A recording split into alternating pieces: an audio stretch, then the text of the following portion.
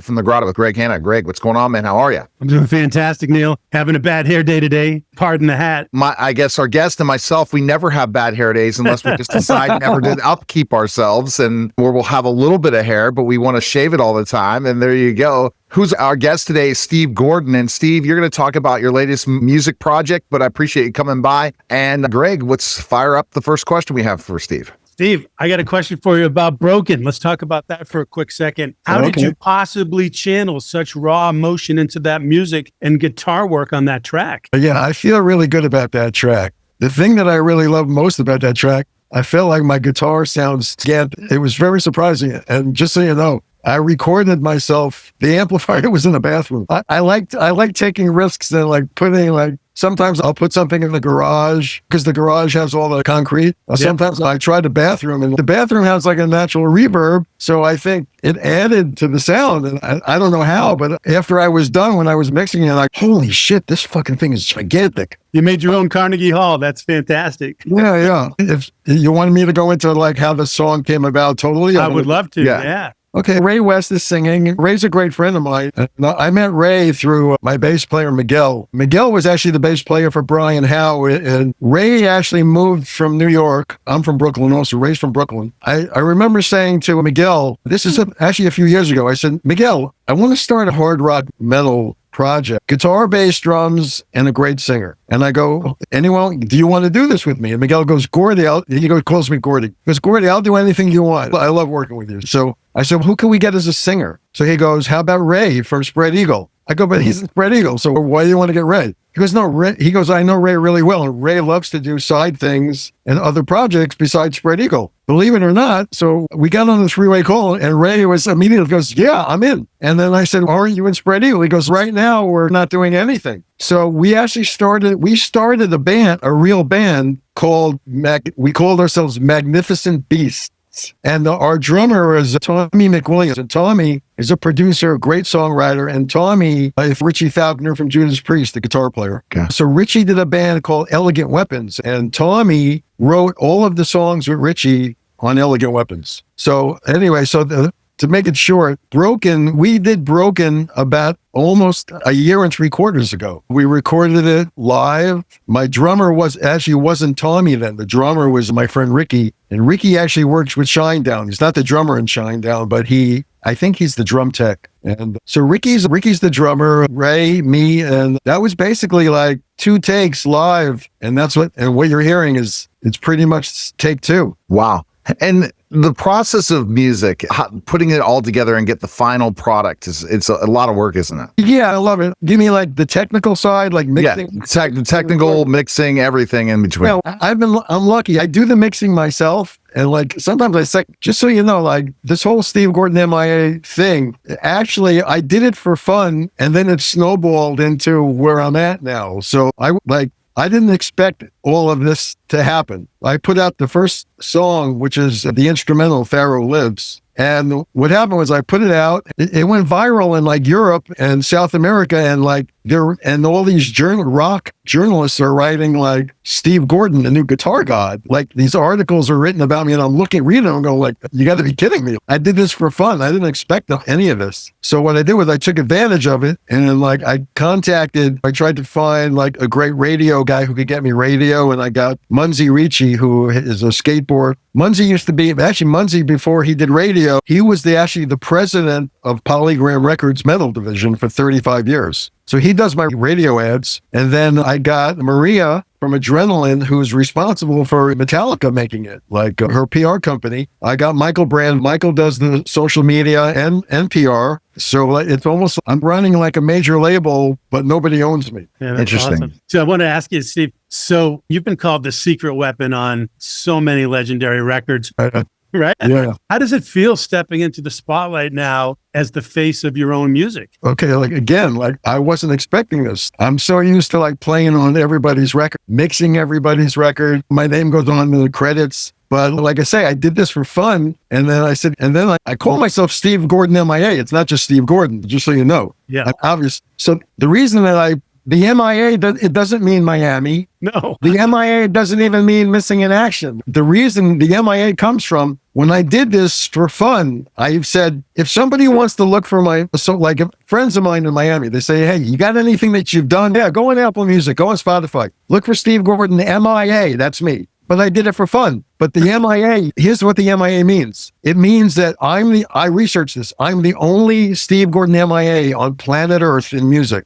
Which means if you look for me, you find me this quick. Now, you and me and Neil, if you're going to look for Steve Gordon, you're not going to spend 30 minutes looking for me. You're going to give up. See, you're doing a great SEO technique. Yeah. Our search engine everywhere. Optimization. Yes, and exactly. but I have the skills that I could get you ranked through podcasting. But that's my skill set, is the ability to do that. And I'm not the only Neil Haley, but I come up everywhere. And we have built Greg Hanna in the years we've been doing this to more and more Greg Hanna become the Greg Hanna, especially if you go to cybersecurity or other things in business, Greg Hanna. It's hard. It's not the easiest thing in the world. And with all the stuff you've done, that's the surprising thing with the MIA. So that's a great technique for people to search. I want people to find me in 3 seconds. Yeah, exactly. And then they find all of your stuff. So what do you think are the biggest projects that you've worked on that would just give people a wow factor? Are you kidding me? Because this is the first time you're the real voice and face behind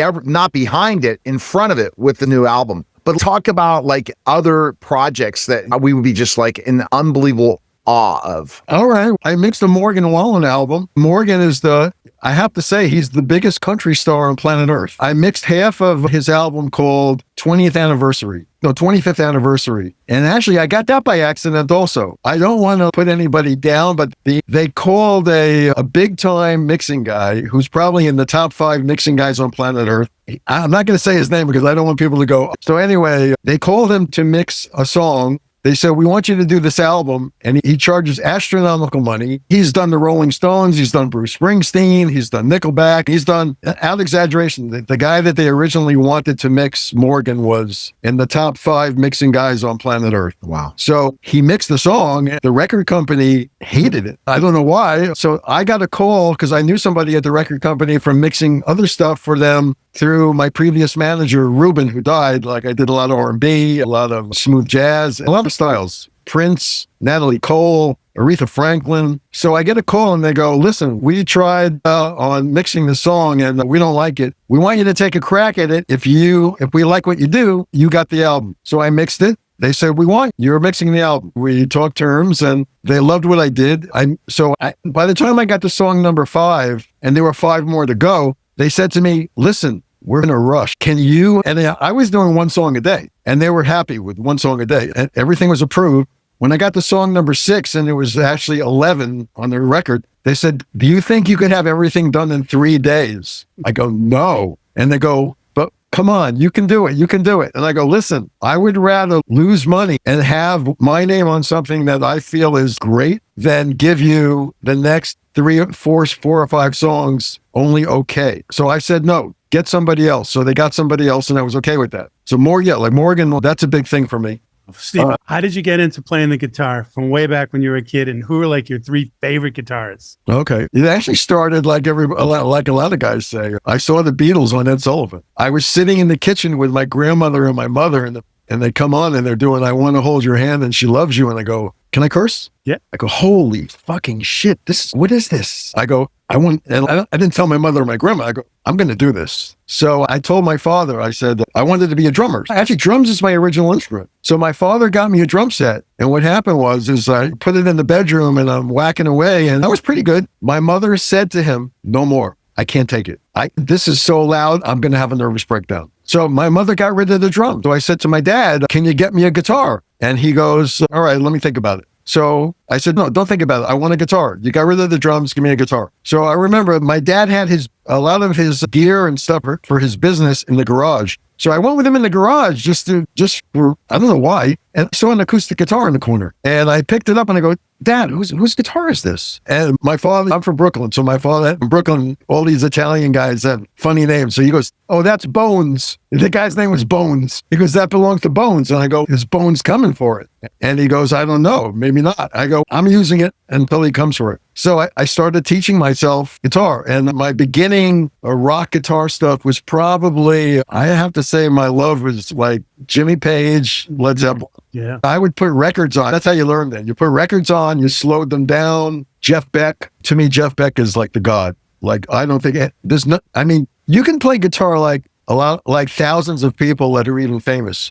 I haven't heard anybody sound like Jeff Beck. Incredible. You could sound like Steve Vai. You could sound like Joe Satriani. You could sound like Richie Blackmore. But nobody, I don't think nobody in the world could sound like Jeff Beck. I haven't heard it. I was into even Frank Zappa because he was like really quirky and like wacko, but he was a great guitar player. And so like those are pretty much, and this is interesting. My biggest first influence not only was the Beatles, but when I first heard James Brown, and there was a song called I Got the Feeling. It has this drum beat. When I heard that groove, I go, oh shit, that is unbelievable. So I started like buying James Brown 45. So like I was like doing rock and like funk, R&B at a young age. And like I grew up like, and that's how I got to be like really good with all of the black artists I worked with. I did Al Green, Aretha Franklin. I produced Natalie Cole, Stephanie Mills, Howard from Shalimar. I did a mix for Prince. I did a mix for Kanye West. I probably forgot another 30 of them, but I had a manager, like we grew up together, and he was actually the vice president of black music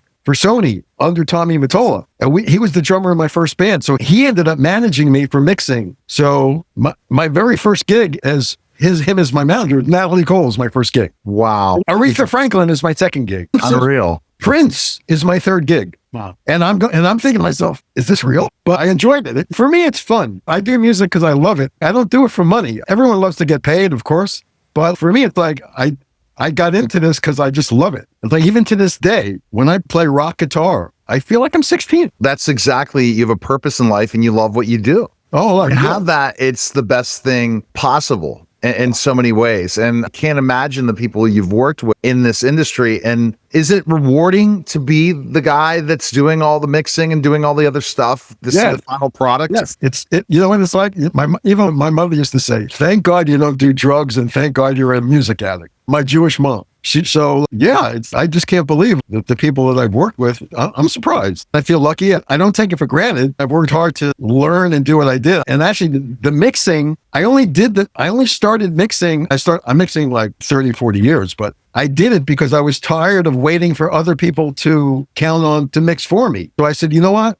Fuck you. I'm going to buy my own shit. I'm going to buy my own gear. And I'm going to learn this. And I actually worked in a recording studio. They gave me the keys. Like Eric Clapton, you heard that Layla. Oh, yeah. There's a big studio in Miami, Criteria Recording Studios. So two of the engineers there that worked with Tom Dowd, the famous producer, I ran away from New York when I was like 23 years old. And I walked into this recording studio and I said, can I speak to the engineers, Ron and Howard? I said their names. I didn't say of Clapton's, Layla. One of them, Ron, comes out. And we talk and we became friends. And he said, you got any songs? And I go, I do, but nothing with me. And to make a long story short, him and his brother left Criteria and they opened up their own studio with a guy named Steve Alamo. Steve Alamo was the vice president of TK Records, Casey and the Sunshine Band, Bobby Caldwell, Betty Wright, a lot of black records. So they partnered. So I went back there and I played them some songs and they said, you now work with me. I go, what do you mean? They gave me the keys to their recording studio, said, you can record here as much as you want when no one's here. So I literally, this is no exaggeration, from 12 midnight till about 5 o'clock in the morning, 6 o'clock, 7 in the morning, I recorded straight for 9 years, producing people, writing songs. I had dance hits, Miami bass songs. Like I did every style.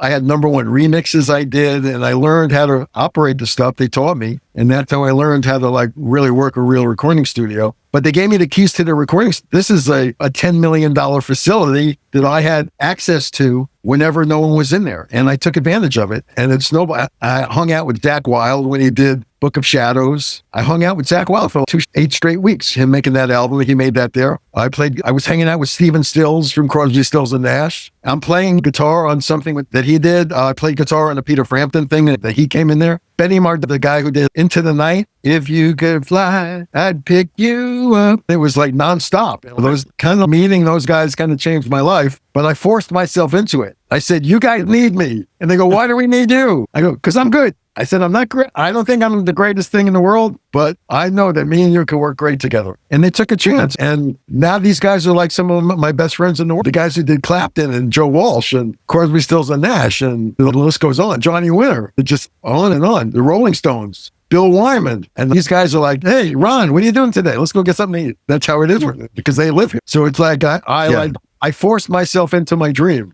So Greg has his final question. He asks all the celebrity guests. Go ahead, Greg, with that question. Yeah. So I like Gordy MIA. So we'll call you Gordy. But we'll keep that between us and the 5 million viewers and listeners that Neil has on his weekly radio show. So tell me, Steve, what do you feel is the most important thing in life you've ever learned? That is, should I apply this to music or just my whole life? Your whole life. This is it's for me. I'm selfish. I love to learn from people who've gone through things. As Tony Robbins says, success leaves clues. And I love to learn from people. I think my mother used to tell me this too. She goes, when my mother was very happy that I did music, and a lot of mothers aren't. Like my mother, when I grew up, she said to me, I hope you're going to be a lawyer or a doctor. That's what the Jewish mothers and the Jewish fathers want. You're going to be a lawyer or a doctor? I hope so. I hope so. And I go, Mom, I want to do music. And you know what she said? She goes, you know what? As long as you, for your adult life, love what you do, everything's going to work out. The money's going to come, whether you're going to be